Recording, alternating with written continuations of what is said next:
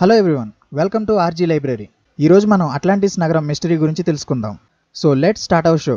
Hello everyone, this is RG and welcome to my channel.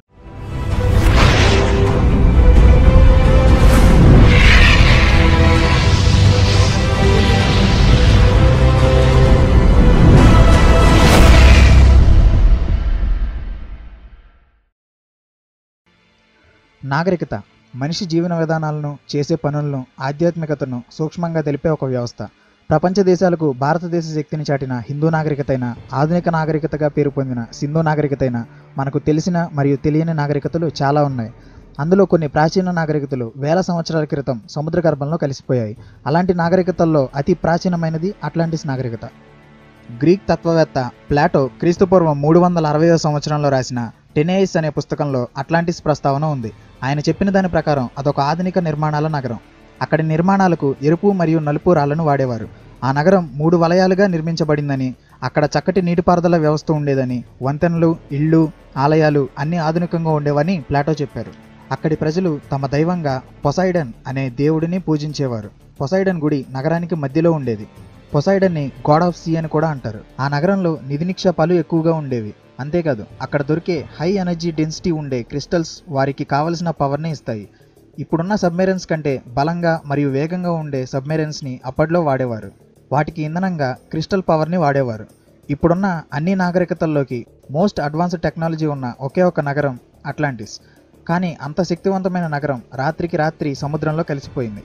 Atlantic మహాసముద్రంలో సంభవించిన సునామీలు మరియు భూకంపాలు అట్లాంటిస్ని సముద్ర గర్భంలో కలిపేశాయి. ఇది జరిగి కొన్ని వేల సంవత్సరాలైనా ఇప్పటికీ సైంటిస్టులు ఈ నగరాన్ని కనిపెట్టలేకపోయారు. కానీ ప్లాటో చెప్పిన ఆధారాలతో వారు తమ పరిశోధనలు కొనసాగిస్తూనే ఉన్నారు. అందులో భాగంగా 2001లో క్యూబా తీరంలో కొన్ని భారీ నిర్మాణాలు ఉన్నట్లు జియాలజిస్టులు గుర్తించారు. కానీ ప్లాటో చెప్పిన అట్లాంటిక్కి సంబంధించిన ఎలాంటి ఆధారాలు అక్కడ లభించలేదు. తర్వాత గ్రీస్ ఐలాండ్ చాంటోరిస్లో ఇలాంటి నగరం ఒకటి బయటపడింది. అందులో ప్లాటో చెప్పినట్లు భారీ నిర్మాణాలు, కాలువలు, వాటిపై వంతెనలు మరియు నీటిపారుదల వ్యవస్థలు కూడా ఉన్నాయి. అక్కడి నిర్మాణాలు ఎరుపు మరియు నలుపు రాళ్లతో ఉన్నాయి. కానీ ప్లాటో చెప్పినట్లు ఇది సునామీ వల్ల నాశనం అవ్వలేదు. అగ్నిపర్వతం పేలడం వల్ల ఇక్కడి నాగరికత అంతరించిందని జియాలజిస్టులు గుర్తించారు. కాబట్టి ఇది కూడా అట్లాంటిస్కి సంబంధించింది కాదు. ఇదిలా ఉండగా అట్లాంటిస్ గురించి చాలామంది సైంటిస్టులు ఎన్నో థియరీస్ని ప్రపోజ్ చేశారు. అందులో 5 థియరీస్ బాగా పాపులర్ అయ్యాయి. అవేంటంటే థియరీ నెంబర్ 1. ఈ థియరీ ప్రకారం అట్లాంటిస్ అనేది అట్లాంటిక్ మహాసముద్రంలో ఏర్పడిన ఒక ఖండమని, అక్కడ ఉన్న నాగరికత ప్లాటో చెప్పినట్లు లేకపోవచ్చని, అప్పటి ప్రజలకు అంత టెక్నాలజీ తెలియదని, కేవలం లోహాలు మరియు వ్యవసాయం గురించే వారికి తెలిసి ఉండొచ్చని కొంతమంది సైంటిస్టులు భావిస్తున్నారు. అంతేకాదు, అట్లాంటిస్ సముద్రంలో మునిగిపోవడానికి కారణం భూమిలో ఉండే టెక్టానిక్ ప్లేట్స్. ఇవి కదలడం వల్లే భూమి లోపలి పొర బలహీనపడడం వల్ల అట్లాంటిస్ నగరం ధ్వంసమైందని సైంటిస్టులు భావిస్తున్నారు. టెక్టానిక్ ప్లేట్స్ భూమి లోపల ఉండే రాతి పొరలు. ఇవి కదలడం వల్లే మనకు భూకంపాలు సంభవిస్తుంటాయి. ఈ టెక్టానిక్ ప్లేట్స్ అన్నీ ఒక ప్రదేశంలో కలుస్తాయి.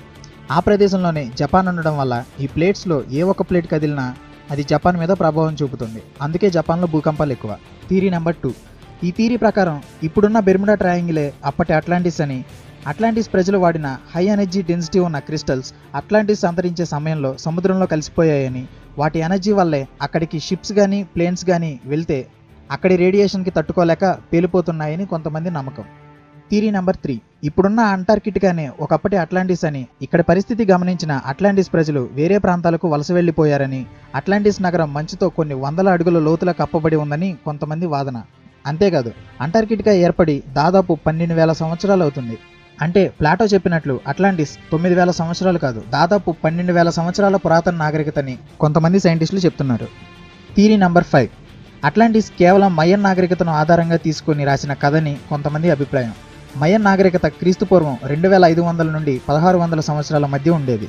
ఇది దాదాపు 4000 సంవత్సరాల పురాతన నాగరికత. మయన్ నాగరికతకు అట్లాంటిస్ నాగరికతకు సంబంధం ఉంది. అట్లాంటిస్లో ఉన్న నిర్మాణాలు, ఆచారాలు, కట్టడాలు అన్ని మయన్ నాగరికతలో కూడా ఉన్నాయి. కానీ మయన్ నాగరికత అగ్నిపర్వతం పేలడం వల్ల అంతమైంది.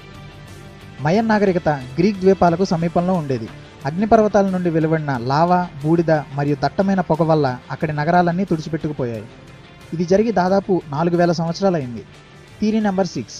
అట్లాంటిస్ నగరం కేవలం ఒక ఫిక్షనల్ స్టోరీ అని, ప్లాటో తన సందేశాలను ప్రజల్లోకి తీసుకువెళ్ళడానికి అట్లాంటిస్ కథను సృష్టించాడని కొంతమంది సైంటిస్టులు చెప్తున్నారు. ఇప్పటి వరకు సైంటిస్టులు అట్లాంటిస్ నగరం సముద్రంలో అడుగున ఉందని అంచనా వేశారు. కానీ వారి అంచనాలను తలకిందులు చేస్తూ స్పెయిన్లో ఉన్న డొనానా అనే నేషనల్ పార్కులో ఇసుక మైదానాల కింద అట్లాంటిస్ నగరం ఉందని సైంటిస్టులు గుర్తించారు. అది దాదాపు 4000 సంవత్సరాల పురాతన నాగరికత అని సైంటిస్టులు గుర్తించారు.